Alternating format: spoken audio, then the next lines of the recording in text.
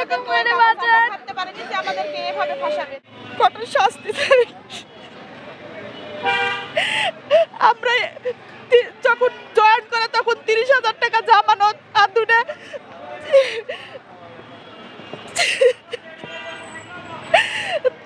দুইটা হচ্ছে bank check দেওয়া হয়েছিল। ওই ব্যাংক চেক এখন ওরা সাজাইছে যে এই ব্যাংক চেক হচ্ছে ওরা নাকি টাকার জন্য দিয়েছে, কিন্তু ওটা আমরা জামানত হিসাবে চাকরির জন্য দিয়েছিলাম। এখন আমার সংসারে কেউ নাই, একজনা দুটো সন্তান, আমার একটা ছেলে একটা মেয়ে লেখাপড়া করে। এখন একদিনের জন্য আমার মেয়েটা থাকতে পারছে না।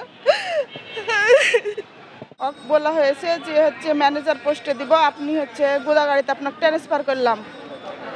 রানা, ওইটা হচ্ছে রানা মানে ওটা ওই অফিসের RSDP অফিসের ম্যানেজার। তখন আমার স্বামী 2 থেকে 3 মাস হলো গোদাগাড়ি ট্রান্সফার করে দিল। তখন গোদাগাড়িতে যায় 3 মাসের মধ্যেই হচ্ছে ওরা নাকি ওখানে আত্মসাৎ হচ্ছে, তাই বলে ওরা ম্যানেজার, এরিয়া ম্যানেজার সবাই মিলে ওখানে একটা মিটিং করলো। মিটিংয়ে যায় হচ্ছে আমার স্বামী ওই ওখানে করা আমার স্বামী হচ্ছে ফিল্ড অফিসার, একটা কর্মী। তারপরে হচ্ছে কি যে ওখানে বলা হলো যে এখানে কিছু আত্মসাৎ হয়েছে। তখন 3 মাসে 17 লাখ টাকা কিভাবে একটা কর্মী আত্মসাৎ করে। তারপরে ওই ম্যানেজারে বললো যে হচ্ছে ম্যানেজারের কাছে মিটিং করলো যে হচ্ছে ম্যানেজার কোনো দায়ভার রাকিবের নামে দিল না। বলছে না, এখানে রাকিব হলো 3 মাসের জন্য এসেছে, সম্পূর্ণ দায়ভার আমার। তাহলে আপনি আপনার NGO এর RSDPর যে টাকা আত্মসাৎ করেছেন সেগুলো আপনি মেকআপ করেন। ওই বাড়িতে গেল, এর চাপে বাড়িতে গেল, বাড়িতে যে বাপ মাইক বলতে পারেনি, ওই নিজে নিজে আত্মহত্যা করেছে ইঞ্জেকশনের সিরিজে বিষ পোষ করে।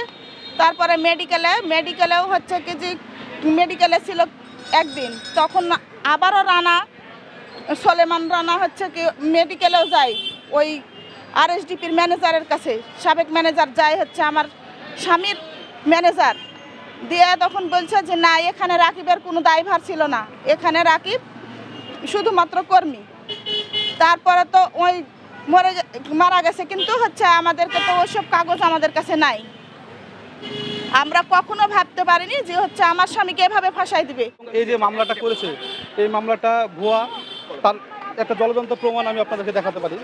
যেমন এই মামলায় বর্ণিত আছে, এই যে এখানে লেখা আছে আসামিকে গত 3/10/2024 তারিখে চাকরি হতে অব্যাহতি প্রদান করা হয়। আবার দেখেন ওরাই সেই ডকুমেন্টটা আবার এখানে দেখাচ্ছে। এই যে খতে যান স্বামী আবুল কাসেম, সে হচ্ছে 28/12/2024 এই যে পূর্বে ঋণ পরিশোধ করে নতুনভাবে সদস্যর নামে 50,000 টাকা ঋণ গ্রহণ করে। তাহলে একটা মানুষ যে চাকরি থেকে 5-6 বছর আগে অব্যাহতি দিল, সে আবার কী করে ঋণ দেয়?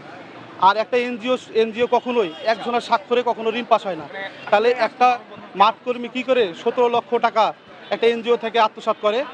এটা যে আসলে যে একটা মিথ্যা মামলা, এবং এটা যে ওনাদের যে জামানতকৃত চেক, এই চেকটাকে দিয়ে ওদেরকে ফাঁসানো হয়েছে, এটা তার জ্বলন্ত প্রমাণ।